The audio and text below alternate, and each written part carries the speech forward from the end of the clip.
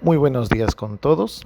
En esta ocasión quiero presentarles la guía ESGE acerca de aquellas características digestivas o hallazgos digestivos que no requieren seguimiento endoscópico.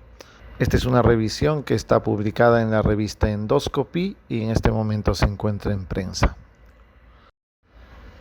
A manera de introducción, lo que podemos mencionar actualmente es que muchas veces cuando hay unos hallazgos endoscópicos de alguna patología que realmente nos da alguna característica de malignidad, nos vamos a dar cuenta que este diagnóstico temprano lo que va a originar es una reducción de mortalidad cuando se hacen estudios a largo plazo. Entonces, creo que eso queda totalmente claro.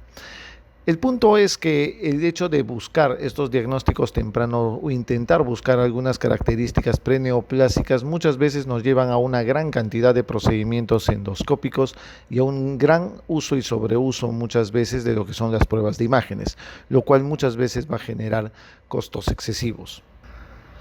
Es así que esta guía lo que hace precisamente es tratar de determinar aquellas características endoscópicas o aquellas características o hallazgos que se encuentran en la endoscopía que no necesitan tener un seguimiento endoscópico ya que van a generar costos excesivos ya que tienen un bajo grado de malignidad y por consiguiente su impacto en la calidad de vida del paciente es mínimo. Esta guía divide precisamente estas características o hallazgos digestivos por segmentos. Entonces vamos a hablar primero de aquellas patologías esofágicas que no requieren seguimiento endoscópico. El primer hallazgo endoscópico es algo que es muy común ver en algunos pacientes, que son la mucosa gástrica heterotópica, que generalmente se da en el esófago proximal. En inglés le llamamos a esto inlet patches. La prevalencia de esta patología generalmente es menor del 12% y la progresión a enfermedad neoplásica es extremadamente rara. Por lo cual esta patología no requiere realmente que se haga un seguimiento ni con biopsias ni desde el punto de vista endoscópico tampoco. Una patología que es muy frecuente encontrar en los pacientes con enfermedad por reflujo gastroesofágico son las esofagitis erosivas.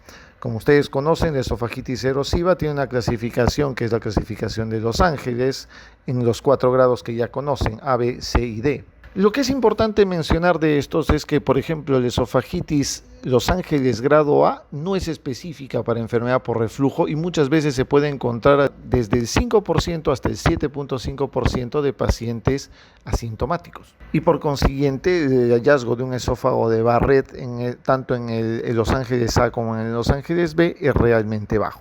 Es por eso que estos dos grupos, justamente de esofagitis erosiva, tanto A como B, normalmente no requieren ningún manejo endoscópico. No pasa lo mismo con la esofagitis erosiva Los Ángeles C y D. Estas sí tienen que tener normalmente un control endoscópico 6 a 8 semanas después del tratamiento con inhibidor de bomba de protones, ya que estas sí pueden ocultar finalmente un esófago de Barrett. Y hablando precisamente del esófago de Barrett, vemos que este se puede clasificar en Barrett de segmento corto, que más o menos abarca de 1 a 3 centímetros, o los Barrett de segmento largo, que son mayores de 3 centímetros. Estos, obviamente, cuando tienen displasia, generalmente tienen que tener un control endoscópico posterior. Sin embargo, hay un grupo de Barrett que es un segmento ultra corto, en lo cual vamos a tener que estos cambios metaplásicos están solamente en un segmento menor a 1 centímetro de la unión esófago-gástrica y en los cuales el grado de malignidad es realmente bajo y los estudios han demostrado que no se requieren mayores controles endoscópicos porque no tiene mayor riesgo de carcinoma esofágico. Por su parte, cuando hablamos de patología gástrica, vamos a ver que uno de los hallazgos más importantes o bastante comunes que se puede encontrar es tanto la metaplasia intestinal como la atrofia gástrica. Si la metaplasia intestinal está confinada solamente al antro o al cuerpo y en este caso solamente tiene un riesgo muy bajo de tener un cáncer gástrico el paciente. Por consiguiente, no sería necesario su seguimiento endoscópico posterior. Lo mismo pasa cuando un paciente tiene en el antro una atrofia leve o moderada que está simplemente restringida a esta zona. La evidencia del soporte o del seguimiento endoscópico en este caso simplemente es bastante nula.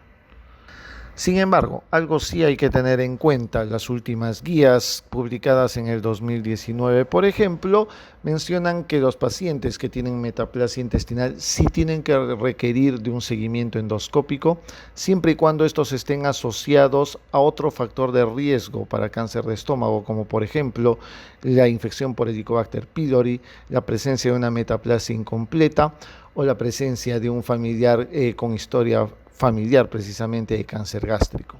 En estos casos, el seguimiento tiene que ser cada 3 años y muchas veces utilizando métodos de cromoendoscopía y magnificación si fuera necesario. Un hallazgo común en pacientes que son consumidores crónicos de inhibidor de bomba de protones es la presencia de pólipos de glándulas fúngicas.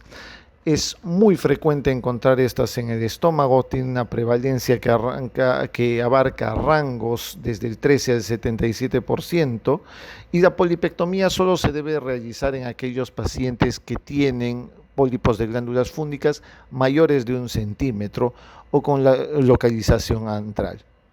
También se podría realizar polipectomía en aquellos pacientes que tienen algunas características preocupantes, como que este pólipo esté ulcerado o tenga una superficie con un patrón aberrante que puede estar presente.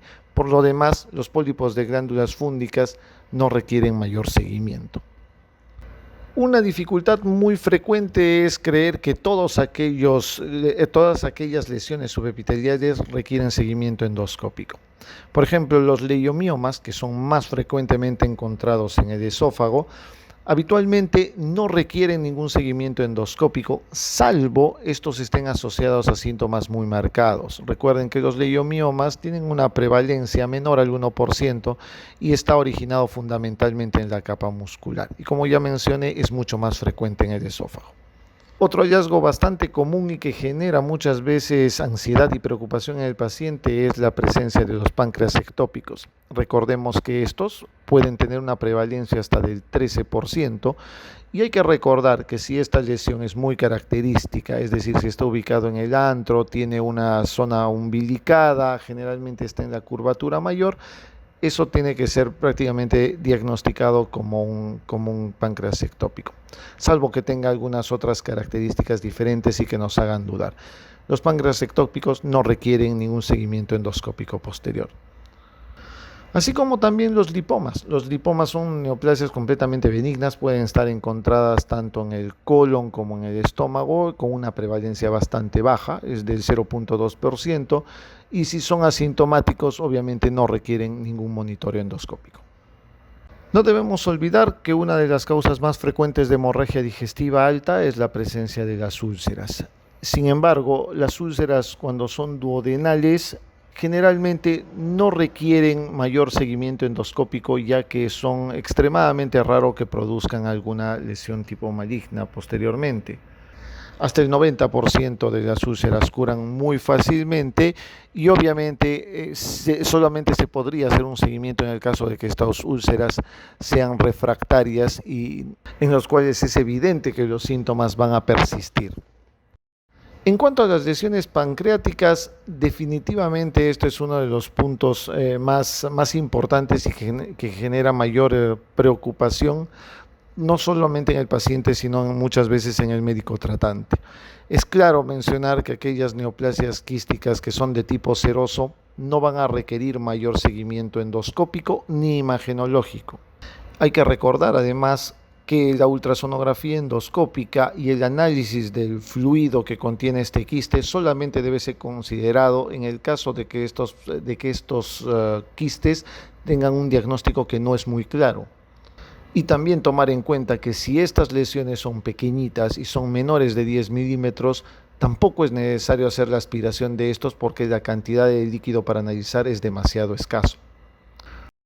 En cuanto a los pólipos de colon, esto es otro hallazgo bastante usual. Y acá por lo menos la guía es que lo que hace es recomendar que todos aquellos pólipos que son considerados hiperplásicos y que se encuentran por debajo del sigmoides, es decir, en la parte rectosigmoidea, lo que van a hacer es que no requieren ningún seguimiento posterior y muchas veces simplemente tienen que ser descartados. También aquellos adenomas menores de 10 milímetros cuando son en número de 1 y 4 y que tengan bajo grado de displasia, o aquellos pacientes que tengan pólipos aserrados menores de 10 milímetros pero sin displasia. Todos estos pueden ser referidos simplemente para sus screenings de colonoscopía después de 10 años.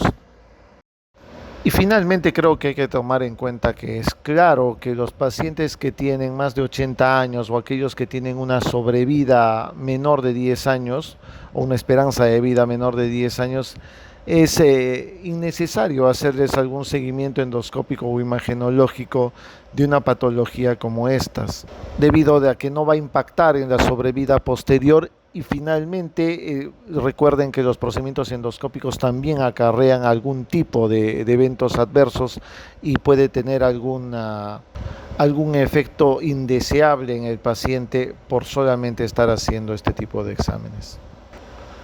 Bueno, eso es todo lo que quería presentarles hoy. Que tengan muy buenos días.